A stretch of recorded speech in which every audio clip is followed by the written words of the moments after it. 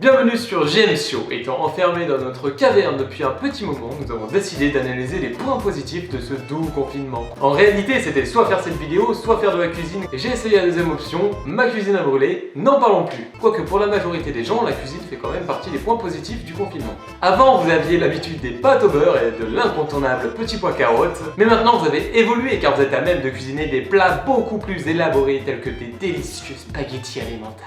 Ou encore les fameuses coquillettes au ketchup pour les plus fins gourmets. Le confinement, c'est l'occasion de faire tout ce que tu n'as pas le temps de faire en temps normal. Par exemple, tu vas pouvoir te ressourcer en vitamine D en te prélassant au soleil sur ta terrasse. Et si t'as pas de terrasse, eh ben c'est bien dommage. Le confinement est aussi une occasion de se rapprocher de nos proches avec qui nous sommes confinés. Martin, tu poses ce katana! Oh putain! Bon. Désolé, je suis allé enterrer mon gosse dans le jardin.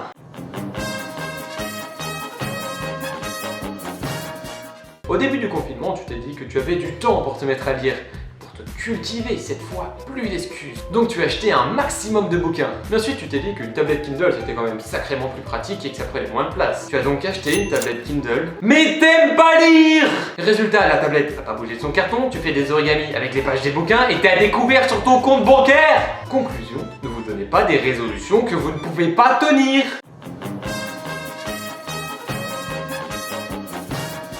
Le confinement, c'est aussi l'occasion de découvrir de nouvelles activités. Moi, par exemple, j'ai décidé de planter un potager pour passer le temps. Très mauvaise idée. Mon chat s'est transformé en une sorte de sanglier et je peux vous dire que mon potager, il a passé au Karcher. Il s'est battu avec les plants de tomates, il a déterré les graines de courgettes et il a pissé sur les framboisiers. Et comme si c'était pas suffisant, il a déposé délicatement au centre du potager un piaf à moitié bouffé. Un pur plaisir.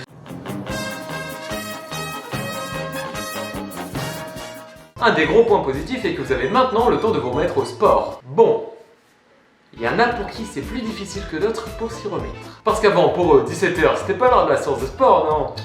C'était l'heure du goûter. Et ce qu'il y a de sublime dans le sport, c'est lorsque tu n'en as pas fait pendant 2-3 mois et que tu t'y remets, eh bien tu redécouvres l'existence de certains muscles. Si bien que le lendemain, tu as l'impression de t'être fait rouler dessus par un 3,5 tonnes. La fois suivante, tu décides d'aller faire un rapide tour en vélo, avec ton attestation de sortie. Attention, sauf que tu as oublié que tu n'as plus de chambre à air sur ton pneu avant. Et oui, parce que ça fait 1 an que tu as la flemme de la changer. Dans la catégorie puriste, j'ai un pote qui a fait tomber une haltère sur son pied et qui me disait qu'il ne voulait pas aller aux urgences. Mon gars, ton pied il est violet! Tu crois peut-être que c'est sa couleur naturelle? Non! S'il faut, t'as une triple fracture du métatarse droit. Je te mets d'ailleurs au défi de marcher avec ce pied. Premier pas, paf! AVC mon gars! Un truc que je trouve vraiment incroyable, c'est que depuis le début du confinement, la pollution de l'air a baissé de presque 30%. Rendez-vous compte, les Parisiens découvrent le ciel bleu pour la première fois de leur vie. Et même dans la rue, tu respires beaucoup mieux, la qualité de l'air est bien meilleure. Sauf dans ton appart, parce que ton voisin extrémiste, bobo et paranoïaque ne tire plus la chasse depuis 14 jours parce qu'il a peur de manquer d'eau.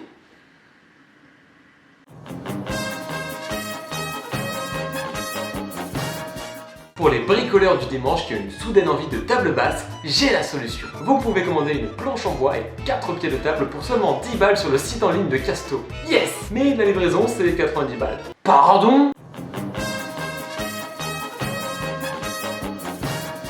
Un point que je trouve vraiment très intéressant, c'est qu'on apprend beaucoup sur le comportement des Français. En effet, tu leur annonces une situation de crise, tu penses qu'ils vont chercher des solutions, voire être solidaires, mais non! Ils font ça Carrefour pour surveiller sur les pattes et les rouleaux de PQ, comme si leurs deux seules préoccupations étaient bouffer des coquillettes et se torcher le cul.